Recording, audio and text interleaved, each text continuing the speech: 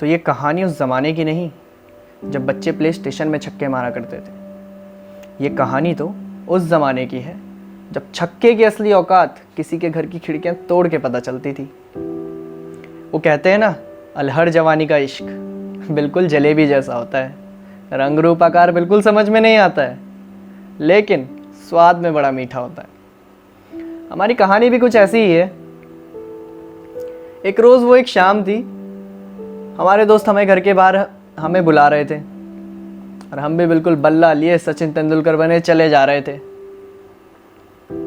हमारे मोहल्ले का स्टेडियम हो करता था हमारे ही मोहल्ले के पीछे वाला प्लॉट, और हमारी ऑडियंस हुआ करती थी हमारी टीम में खेलने वाले हमारे साथी, जो मन ही मन अपनी बैटिंग का इंतज़ार तो कर ही रहे थे, साथ ही साथ अपनी टीम को जिताने के लिए सपोर्ट भी पूरा किया करते थे।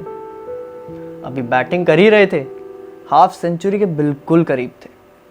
इतने में मोहल्ले में आता है सामानों से लदा हुआ एक ट्रक, जिसी के ठीक पीछे एक आती है कार जिस पर टंगा होता है एक आर्मी का बोर्ड। कर्नल साहब बिल्कुल अपने मूंछों को ताव दिए चले जा रहे थे। हमने मैच में फोकस किया, बॉलर ने बॉल डाली, हमने भी बल्ला घुमाया और बॉल सीधे कर्नल साहब की कार पर। उस दिन से कर्नल साहब और हमारे बीच बिल्कुल 36 का आंकड़ा हो गया था। थोड़ा दोस्तों से पता करवाया तो पता चला हमारे घर को 3-4 घर छोड़ के जो मकान है कर्नल साहब ने उसे खरीद लिया है। एक रोज हमारे मोहल्ले में टूर्नामेंट चल रहे थे। अब उसी टूर्नामेंट में हमने भी पार्टिसिपेट कर लिया। बॉल घुमाई, फिर गई कर्नल साहब की छत पर। ऑस्कर के भौंकने की आवाज आने लगी, लेकिन आज हमने सोच लिया था बॉल तो आज हम वापस लेके ही आएंगे। हम भी पहुंच गए कर्नल साहब के घर के बाहर। पहुंचे, कर्नल साहब की गालियां तो आज भी पड़ रही थी, लेकिन उन गालियों में आज अलग से मिठास थी। कारण क्योंकि सामने से वो चल के आ रही थी। छवि नाम था उसका। जैसी हमारी नजरों से नजरें मिली तब समझ में आया कि पहली नजर का प्यार क्या होता है। मानो समय बिल्कुल रुक सा गया हो, हर चीज स्लो मोशन में चलने लगी थी। फिर क्या था, हमने भी बॉल ली और चल दिए। कुछ दिनों बाद बसंत पंचमी शुरू हो गई। पतंग उड़ाने का बड़ा शौक है हमें, पेचे भी बहुत अड़ाई है, लेकिन आज हमें अपनी पतंग खुद कटवानी थी। अभी हमने अपनी नजरों से उनकी छत की ओर देखा और वो कपड़े सुखा रही थी। जैसी हमारी नजरों से नजरें मिली, मेरी कट गई पतंग। और किस्मत इतनी अच्छी या ऊपर वाले का इशारा इतना अच्छा कि पतंग भी सीधे उन्हीं की छत पे जा अटकी। हम भी बिल्कुल दौड़े उनके घर की तरफ बढ़े, सीधे उनकी छत में पहुंचे और कपड़ों के बीच में से निकले तो वहां पे बैठे मिले कर्नल साहब। फिर तो कर्नल साहब की दे लथाड़ और दे लथाड़। लेकिन आज उन लथाड़ों से दर्द नहीं हो रहा था,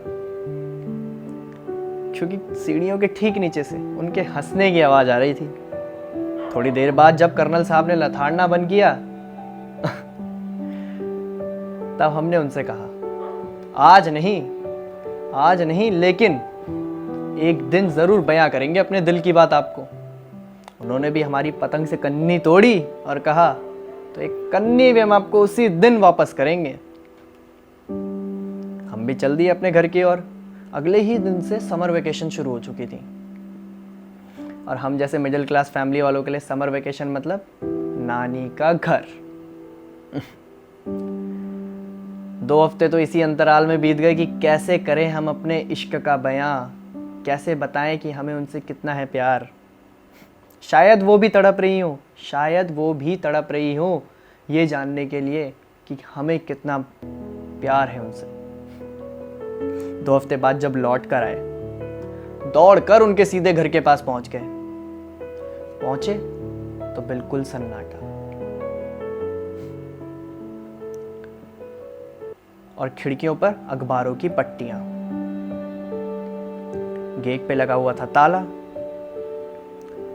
छत से बिल्कुल लटकती हुई एक पतंग जिस पे शायद कुछ लिखा था, शायद।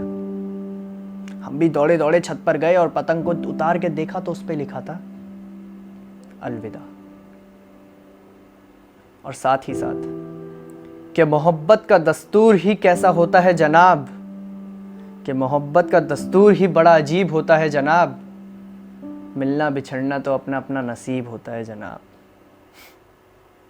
मानो समय रुक सा गया हो, अपने आप को पहचानने की शक्ति नहीं रही हमें उस समय।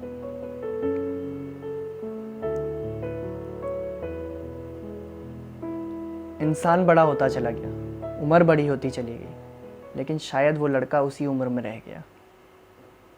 शरीर भी बड़ा हो गया, लेकिन वो अपना बचपन उसी छोटे से इंसान में रह गया। मोहल्ले के सारे लड़के कुछ ना कुछ फील्ड में आगे बढ़ ही चुके थे। हमने भी धीरे धीरे अपने आप को समय के साथ जीना सीख लिया।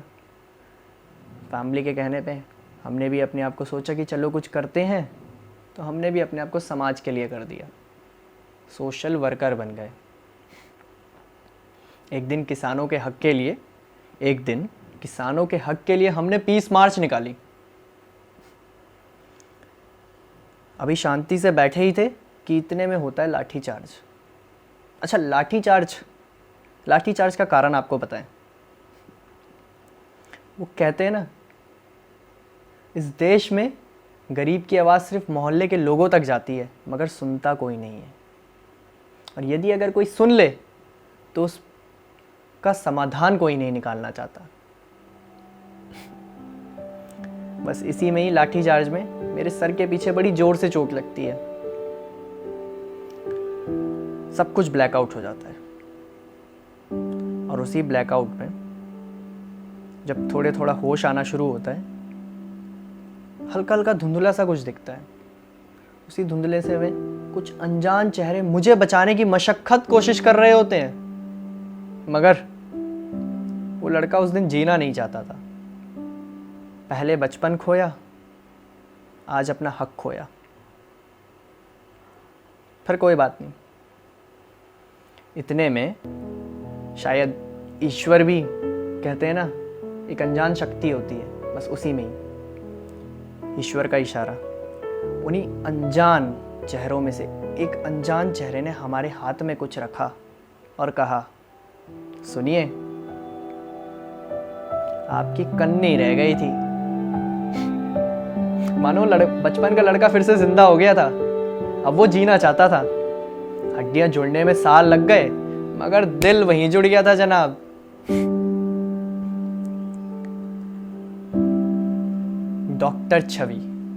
डॉक्टर छवि नाम था उसका। किसी ने सच कहा है कि मोहब्बत का दस्तूर भी बड़ा अजीब होता है, कि मोहब्बत का दस्तूर भी बड़ा अजीब होता है, मिलना बिछड़ना तो अपना अपना नसीब होता है। हाथ छूट जाते हैं मुश्किलों में, हाथ छूट जाते हैं मुश्किलों में, मगर जिन्हें वो हाथ दोबारा मिल जाए वो बड़ा खुशनसीब होता है, खुशनसीब होता है, खुशनसीब होता है। शुक्रिया।